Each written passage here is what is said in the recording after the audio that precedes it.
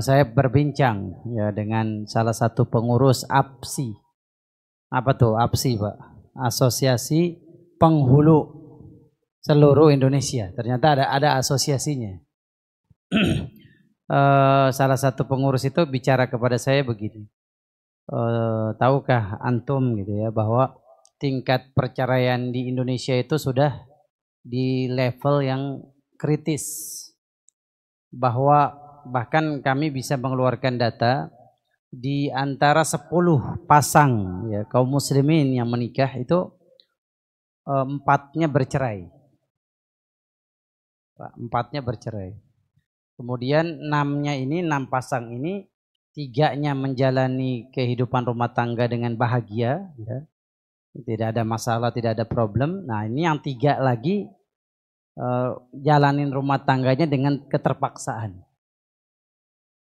Masya Allah ya.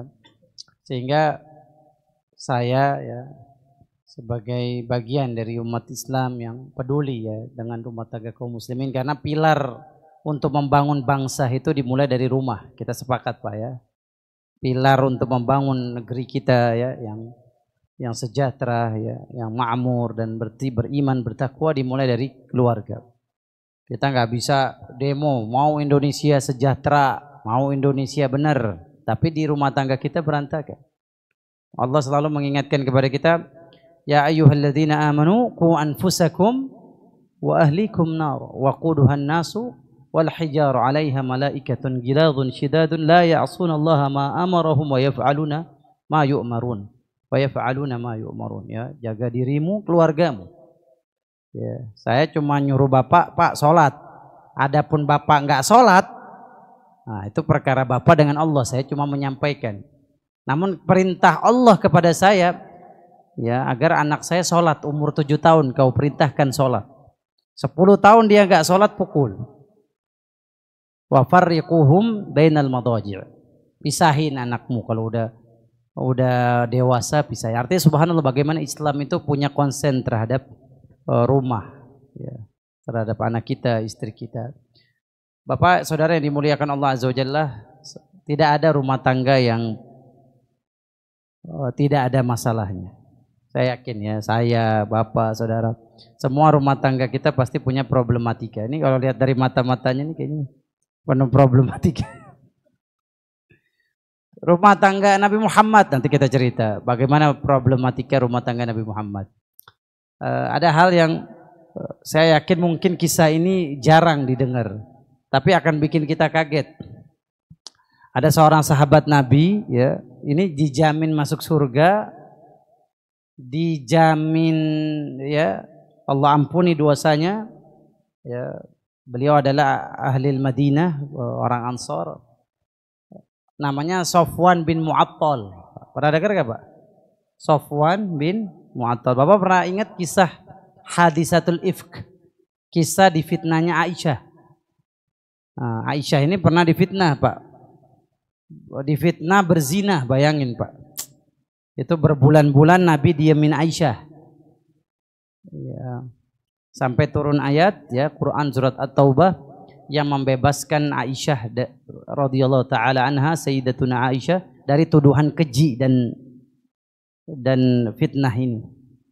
Nah, itu siapa yang difitnah? Aisyah dan Sofwan bin Mu'attal. Jadi ini sahabat Sofwan bin Mu'attal ini terkenal di kalangan kaum muslimin, terkenal. Sebelum kejadian kisah hadisatul ifk, satu saat Nabi SAW lagi ngobrol ya, kajian atau ngobrol dengan para sahabatnya. Fabainama nahnu julusun ya inda Rasulillah, di situ para sahabat rekomendasi hadisnya, redaksi hadisnya. Ketika kami lagi duduk sama Nabi Muhammad SAW, ya Sofwan ada di situ. Nah, istrinya datang untuk curhat masalah rumah tangga. Ini menunjukkan kepada kita Pak, istri kita kalau udah nggak tahan kadang-kadang suka cerita tuh ke orang lain, dan ini hal biasa, hal lumrah. Ya.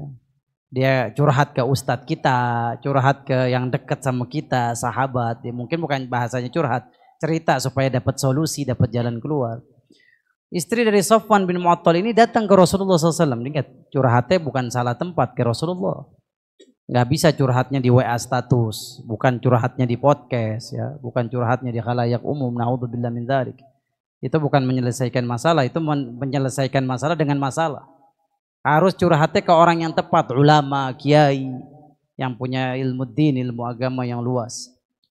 Istri Sofwan ini curhat sama Rasulullah SAW tentang rumah tangganya.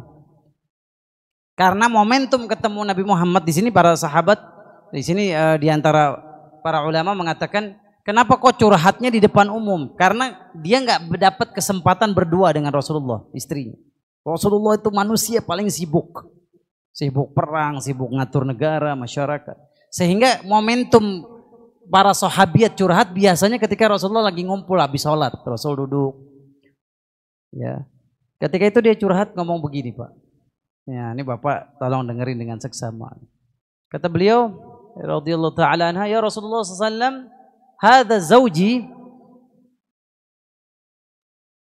yadribuni idza sallaitu. Yadribuni idza sallaitu wa yufattiruni idza sumtu wa la yusalli al-fajr hatta tatlu' asy-syams. Bapak bayangin, yang dicurhatin sahabat mulia yang ikut perang bersama Nabi Muhammad sallallahu alaihi wasallam. Rasul, ini suamiku nih Sofwan bin Mu'attal, kalau saya lagi sholat saya dipukul. Saya sholat saya dipukul. Kemudian kalau saya lagi puasa sunnah, saya disuruh batalin. Dipaksa saya batal puasa. Dan suami saya ini kalau sholat subuh telat, matahari terbit baru dia sholat subuh. Saya mau nanya, Bapak kalau dengar curhatan begini, kira-kira akan nyalahin Sofwan nggak? Pak, nyalahin Sofwan apa istrinya? Nyalahin siapa, Pak? Sofwan. Nah, tapi Rasulullah SAW tidak menutup telinganya yang sebelah. Yang namanya curhat disikapinya nggak boleh buru-buru. Harus dua belah pihak. Ya, tepuk tangan itu dua tangan. Ya, nggak bisa satu tangan. Maka Rasulullah SAW pun mendengar apa tanggapan respon dari Sofwan bin Mu'attal. Sofwan, ini gimana nih istri kamu curhat begini? Nggak langsung marah ke Sofwan. Diberikan kesempatan agar Sofwan merespon curhatan istrinya ini. Apa kata Sofwan bin Mu'attal? Ya Rasulullah SAW, ini istri saya kalau sholat, ya dia baca 2 surat, Pak. Bayangkan, Pak, sholat subuh baca surat Al-Baqarah sama Ali Imran. Istri soleha. Tapi anak saya masih bayi, harusnya disusuin, dia nggak susuin. Anak saya yang masih kecil, yang sarapannya harusnya dia siapin, dia nggak siapin. Maka saya pukul dia, suruh cepet. Udah baca 1 ayat aja, baca 1 surat aja. Kewajiban kamu sama anak-anak masih ada, saya harus kerja, bukan jagain anak. Itu direspon sama Sofwan bin Mu'attal. Dan pernyataan dia yang mengatakan saya suka batalin puasa dia kalau puasa tiap hari. Siang tiap puasa, besok lagi ketemu siang dia puasa. Dan saya laki-laki muda Rasul, saya punya gejolak syahwat, ya, habis ngelihat wanita cantik, ya saya ingin melampiaskan itu ke istri saya Rasulullah SAW, yang halal, tempat yang dibolehkan oleh Allah Azza wa Jalla. Maka saya paksa dia pas lagi puasa siang-siang bolong, udah saya paksa jima, bersenggama. Udah nggak kuat soalnya. Kemudian pernyataan dia, saya kalau sholat subuh suka telat. Ini kejadian turun temurun Rasul. Saya ini sulit bangun sholat subuh. Saya udah niatin bangun sholat subuh jam 5. Tapi kebiasaan bangunnya jam 6. Jam 5 nggak bisa bangun. Mau dibangunin kayak gimana juga nggak bisa. Ada pernyataan orang begini, Pak, kita bangunin orang tidur, dia nggak bangun-bangun. Sampai kita bilang, lu tidur kayak orang mati. Ada nggak kayak gitu? Sofwan bin Mu'attal sahabat mulia, Pak. Apa kata Rasulullah SAW? Rasul nasihatin istrinya.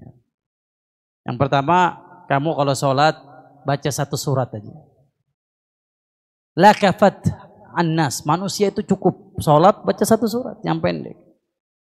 Ya, kalau dia punya kewajiban kepada suaminya, anaknya itu lebih utama dibandingkan manjangin sholat. Nabi nasihat. Kemudian puasa sunnah, kamu tahu wahai istri, la tasumu imra'atun illa biizni zawjiha. Jangan kamu puasa kecuali izin dulu, puasa sunnah. Jangan kamu puasa sunnah kecuali izin sama suami kamu. Kemudian Nabi nasihatin Safwan yang ketiga.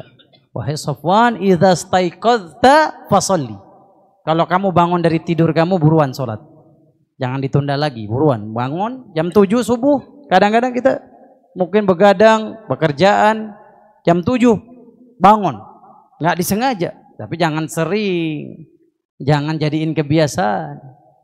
Karena orang beriman itu cinta sama sholat yang tepat waktu. Ahabbul a'mali ilallahi as-salatu ala waqtiha. Amalan yang paling dicintai Allah adalah sholat tepat waktu. Allah Subhanahu wa taala berfirman, "Inna salata kanat 'alal mu'minina kitaban mauquta." Salat itu udah ditentukan waktunya, diwajibkan oleh Allah dengan waktu yang ditentukan Allah Azza wa Jalla, zuhur jam sekian, asar, maghrib, isya, subuh. Maka jangan jadi kebiasaan, wahai Safwan, dinasihatin kalau udah bangun. Makanya ketika terjadi fitnah ya, antara Safwan dengan Sayyidatuna Aisyah, itu Safwan ketiduran. Jadi Aisyah ketika mau ditandu ya oleh para sahabat untuk kembali ke rumahnya ya dalam satu peperangan, kalau nggak salah nama peperangannya peperangan Bani Mustariq. Itu Aisyah ketinggalan kalungnya di tenda. Nah, Safwan ketiduran. Semua para sahabat pada pergi, Safwan ada di tenda tersebut. Kemudian Safwan ngelihat Aisyah sendirian. Safwan bin Mu'attal ada di depan, Aisyah di belakang agar menuntun jalan karena gelap. Dan Safwan tidak melihat wajah Aisyah sedetik pun. Tapi kena fitnah. Yang pertama kali menghembuskan fitnah ini orang Yahudi yang pura-pura masuk Islam, namanya Abdullah bin Ubay bin Salul. Makanya dia disebut dengan munafik, munafiqul ummah. Dialah yang menghembuskan fitnah ini. Karena Safwan itu kebiasaannya bangunnya nggak bisa pagi. Setelah matahari terbit baru bisa bangun. Ada satu penyakit dan para ulama mengatakan ini satu penyakit yang di luar dari kemampuan dia. Ya, maka jamaah rahimakumullah, dari kisah ini kita bisa ambil kesimpulan bahwa sekelas sahabat mulia saja punya problematika rumah tangga. Bagaimana dengan saya? Kita semua yang dijamin masuk surga belum tentu, dosa diampuni belum tentu. Pasti kita juga punya masalah. Bagaimana menyikapi problematika ini agar kita mendapatkan jalan keluar, agar kita mendapatkan solusi. Ya, Rasulullah SAW manusia yang paling agung, paling mulia, punya masalah rumah tangga. Satu saat Rasul ketika kumpul bersama para sahabatnya, ya, Hafsah mengirimkan makanan. Jadi Rasulullah itu rumahnya Pak masing-masing. Sofia binti Huyai di sini ya, Pak Zainab binti Jahash di sini, Aisyah di sini. Jadi enggak satu rumah bareng-bareng, enggak, satu istri satu rumah.